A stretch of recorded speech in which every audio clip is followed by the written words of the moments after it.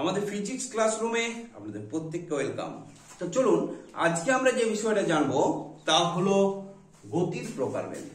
আমরা প্রত্যেকে জানি গতি এবং স্থিতি দুটো বিষয় আমরা জানি, একটা হচ্ছে স্থিতি, একটা হচ্ছে গতি। অর্থাৎ স্থিতি মানে কি, যদি সময়ের পরিবর্তনের সাথে সাথে পারিপার্শ্বিক অবস্থানের সাপেক্ষে যদি কোনো বস্তুর স্থান পরিবর্তন না হয় সেটা হচ্ছে স্থিতি, এবং যদি স্থান পরিবর্তন হয় তাহলে সেটা গতি বলে। তো এই গতির প্রকারভেদ আমরা দেখে নেবো। এটা কিন্তু তিন ধরনের গতি আমরা এখানে দেখবো। এক হচ্ছে একমাত্রিক বা সরলরৈখিক গতি, দ্বিতীয় নম্বরে আমরা যেটা পাবো তা হচ্ছে দ্বিমাত্রিক বা সমতলিক গতি, এবং তৃতীয় নম্বরে ত্রিমাত্রিক গতি। তাহলে তিন ধরনের গতির কথা আমরা জানতে পারছি। তো একমাত্রিক গতি বা সরলরৈখিক গতি কাকে বলে, নামটার মধ্যেই আমরা বুঝতে পারছি যে গতিটা সরলরেখা বরাবর হবে তাকেই বলা হবে সরলরৈখিক গতি বা একমাত্রিক গতি।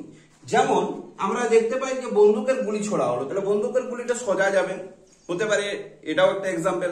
হতে পারে যে কোনো সোজা রাস্তার মধ্যে দিয়ে দৌড়ে যাচ্ছ সোজা ভাবে, সেটাও হতে পারে।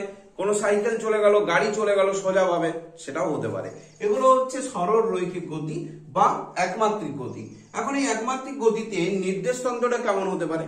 নির্দেশতন্ত্র বলতে কি, যে কোনো বস্তুটা যেখানে স্থিতি বা গতি থাকছে তার পারিপার্শ্বিক যে অবস্থানটা তাকে বলা হয় নির্দেশতন্ত্র।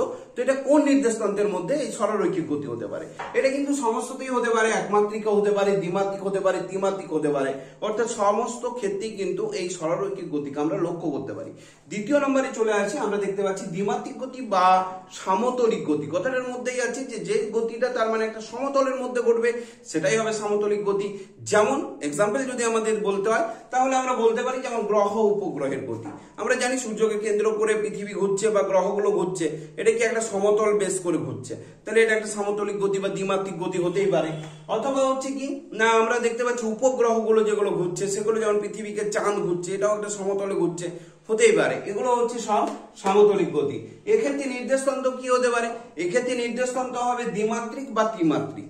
অবশ্যই দৈর্ঘ্যপ্রস্থ থাকতে হবে বা দৈর্ঘ্যপ্রস্থ উচ্চতা, এই তিনটা নিয়ে অবশ্যই তোমাকে এই নির্দেশতন্ত্রটার মধ্যে কিন্তু ঘটনাটা ঘটবে, তাহলে এটা হলো দ্বিমাত্রিক বা সমতলিক গতি আমরা পেলাম। লাস্ট অপশন আমরা পাচ্ছি ত্রিমাত্রিক গতি। তাহলে ত্রিমাত্রিক গতি এটা কখন কোথায় ঘটবে? যেটা কি হবে, একটা ঘন মানে একটা দৈর্ঘ্যপ্রস্থ উচ্চতা আছে এইরকম নির্দেশতন্ত্রের মধ্যেই ঘটবে।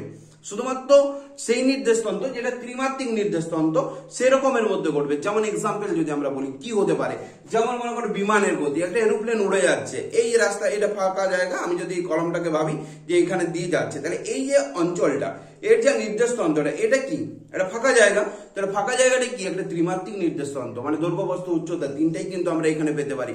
তাহলে আমরা সহজেই বুঝলাম যে গতি তিন প্রকার, এবং সেই তিন প্রকার গতি কি রকম ভাবে হতে পারে, কার কেমন নির্দেশতন্ত্র, এক্সাম্পল কেমন, এগুলো যদি একটু ভালো করে পড়ে রাখি এখান থেকে কিন্তু একটা সেমিস্টারে কোশ্চেন থাকবেই, এবং সেটা আশা করি তোমরা সবাই বুঝতে পারবে এবং সহজভাবে করতে পারবে। আশা করি ফিজিক্স ক্লাস তোমাদের ভীষণ ভালো লেগেছে। থ্যাংক ইউ, ভালো থেকো, পরের ভিডিও দেখার জন্য।